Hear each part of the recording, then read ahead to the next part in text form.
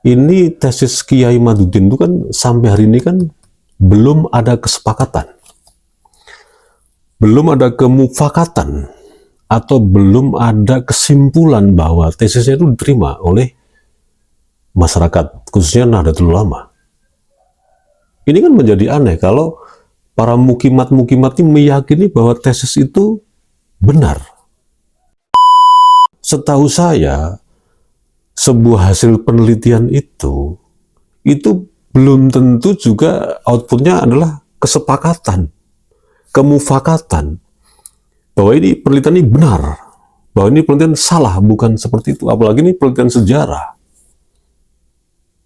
Jadi lebih tepatnya bahwa penelitian itu ya akan terus menjadi perdebatan, terus sepanjang waktu. Ada yang pro dan ada yang kontra. Itu esensi dari sebuah penelitian. Bahwa Kiai Imad ini adalah sumber dari masalah hari ini, pecahnya NU kultural yang pro dengan Balawi dan yang kontra dengan Balawi. Assalamualaikum sahabat Huwei Kertabati. Ada narasi yang nggak tahu kenapa ini kok diulang-ulang.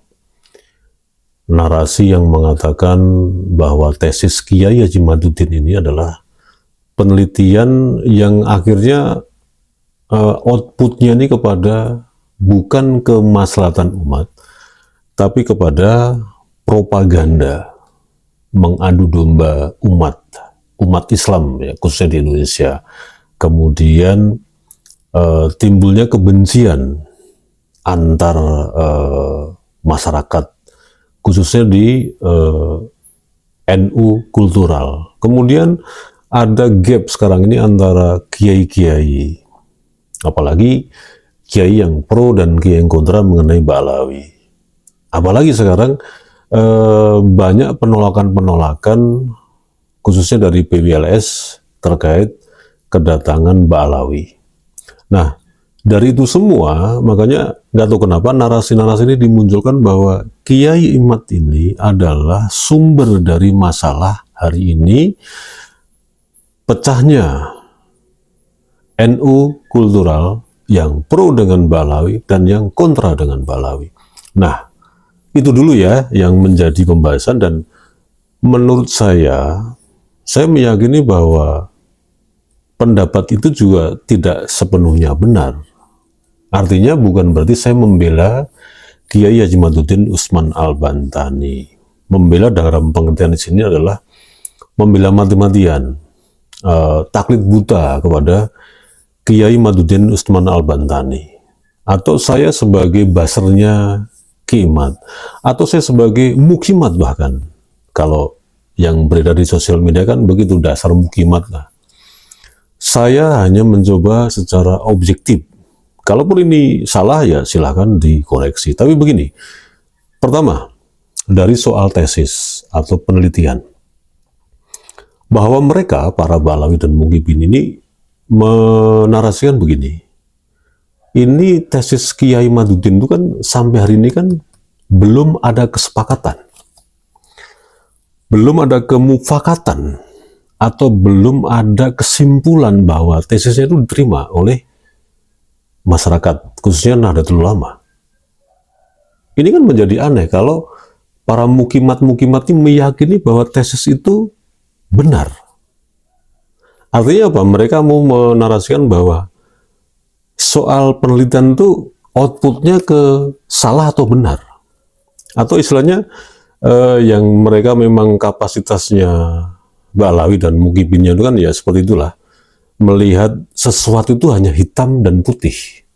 Sementara kalau dari ajaran-ajaran NU kultural, bahwa melihat kehidupan ini bukan hitam atau putih, atau sebuah perjuangan itu bukan karena soal kalah atau menang, tapi kehidupan ini dipandang sebagai multidimensi, artinya bisa dipandang sebagai beberapa sudut pandang. Dan ketika ada perjuangan, bukan lagi soal kalah dan menang, tapi kita buktikan dulu perjuangan ini. Soal kalah menang, ya kita serahkan pada Allah Subhanahu wa Ta'ala. Itu saya kira ajaran dari para pendiri NU itu seperti itu kalau nggak salah. Nah, kalau kita kembali kepada tesis atau kepada penelitian Kiai Imaduddin ya, ini juga sama. Saya pikir juga tidak bisa dipandang ini salah atau benar. Yang akhirnya muncul kan Kiai Imad sebagai salah satu orang yang bertanggung jawab karena mempropaganda, mengadu domba dan seterusnya itu kan. Apalagi ini tesis mengenai sejarah. Saya memang bukan ranah di situ ya, dan saya memang tidak punya ilmu yang cukup untuk mengomentari ini. Tapi saya hanya pragmatis saja, secara logika aja. Setahu saya, sebuah hasil penelitian itu belum tentu juga outputnya adalah kesepakatan, kemufakatan, bahwa ini penelitian ini benar, bahwa ini penelitian salah, bukan seperti itu. Apalagi ini penelitian sejarah. Jadi lebih tepatnya bahwa penelitian itu ya akan terus menjadi perdebatan. Terus sepanjang waktu. Ada yang pro dan ada yang kontra. Itu esensi dari sebuah penelitian. Dan ini bukan penelitian berbentuk barang jadi. Atau istilahnya orang meneliti untuk kepentingan kehidupan sehari-hari yang itu tidak ada kaitannya dengan sejarah. Mungkin penelitian mobil listrik, jadi kan yang kita pakai hari ini kan itu sudah diteliti sangat lama sekali. Mungkin puluhan tahun. Bagaimana mobil listrik hari ini tercapai, bisa dipakai maksudnya. Mungkin gadget yang kita pegang sehari ini juga bukan terus ujuk-ujuk timbul begitu aja, pasti juga dengan melalui proses penelitian yang lama sekali.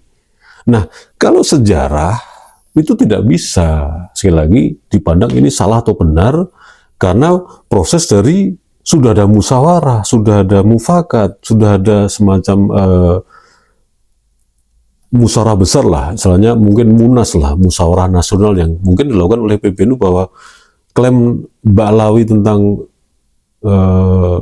mereka menjadi durian Nabi ini gimana kebenarannya? Nggak seperti itu. Kalau itu memang seperti barang jadi, kayak yang saya bilang tadi, HP atau gadget atau mobil listrik, itu beda soal. Jadi kalau sekarang itu tetap pro dan kontra, ya itulah namanya proses dari hasil penelitian yang itu tidak bisa ujung-ujungnya benar atau salah. Dan kalau kita balik sekarang, pertanyaannya adalah bahwa klaim yang kita pertanyakan, Ba'alawi mengklaim dirinya sebagai durian Nabi. Sementara mereka, hasil klaim itu bukan dari penelitian, bukan dari sebuah proses ilmiah, bukan dari sebuah temuan yang memang itu bisa dipertanggungjawabkan. Karena apa? Masuknya nanti ke arah nasab mereka secara internal. Tapi kan diyakini sebagai surah wal isi fadloh kan? Kan seperti itu. Mempertanyakan tesis Kiai Imaduddin, sementara mereka bahwa klaimnya sebagai durian Nabi itu sebagai sebuah kebenaran. Terus tesisnya sebagai sebuah kesalahan. Ya nggak bisa begitu. Diulang lagi, pertanyaannya adalah klaim sebagai durian Nabi itu melalui proses apa? Kan mereka melalui metode, kalau nggak salah nih ya, yang pertama, sanad. Para keturunan Ba'alawi ini kan melalui periwayatan. Lo nih sebagai durian Nabi. Nah, yang disanati atau diriwayatan ini akan terus bercerita ke anak-anaknya berikutnya. Kan? Kemudian, yang kedua, kalau hari ini istilahnya viral, surah wal isi fadloh itu tadi kan. Jadi, soal klaim Ba'alawi sebagai durian Nabi, cuman pakai 3 metode. Yang satu, surah wal isi fadloh. Yang kedua, sohih. Yang ketiga, sanad atau periwayatan. Sementara Kiai Imaduddin dalam tesisnya menggunakan teori-teori ilmiah. Kalau nggak salah, menggunakan penelusuran sejarah, menggunakan penelusuran melalui filologi, kemudian DNA. 3 metode ini kan. Dan juga ditambah oleh beberapa data-data eksternal Ya, saya tidak ke arah situ, tapi Anda pasti tahulah. Nah, kedua hal ini tentu saja akan berbenturan. Yang satu larinya ke nasab, berarti lari kepada internal mereka. Seperti kelompok mereka yang mendirikan Robito Alawiyah. Kan pencatatan nasab kan, yaitu internal mereka. Kita nggak mau campuri. Sementara Kiai Maduddin menggunakan metode sejarah, filologi, dan DNA. Nah, ini memang tidak akan pernah nyambung gitu loh. Keyakinan yang tidak disertai ilmiah dari Ba'alawi, sementara yang tesis ini, penelusuran yang itu masih bisa diperdebatkan, walaupun itu berbasis ilmiah. Jadi sekarang bagaimana kesimpulannya? Ya memang tidak ada kesimpulannya. Sekarang terserah para NU kultural yang masih meyakini Habaib sebagai duriya Nabi atas klaimnya, monggo. Sementara yang memang masih ragu-ragu dan tidak meyakini Ba'alawi sebagai duriya Nabi atas klaimnya, ya silahkan. Kalaupun di tengah-tengah ada pergolakan seperti caci maki, kemudian saling membenci, dan seterusnya itu yang disebut, wah ini propaganda, ini fitnah, ini adu domba, itu sebuah efek yang memang seharusnya begitu dalam sebuah polemik. Dan ini bagaimana untuk kedepannya, apakah ini tidak akan merusak negara ini? Tidaklah. Yang terjadi ini kan hanya skup yang terbatas, artinya hanyalah orang-orang NU kultural. Sementara yang lain seperti Muhammadiyah dan ormas yang lainnya cuek bebek bodoh teing, masa bodoh teing bodoh amat dah. Kan begitu. Jadi apa yang dipermasalahan sekarang?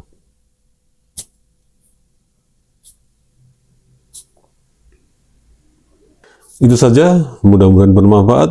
Wassalamualaikum warahmatullahi wabarakatuh.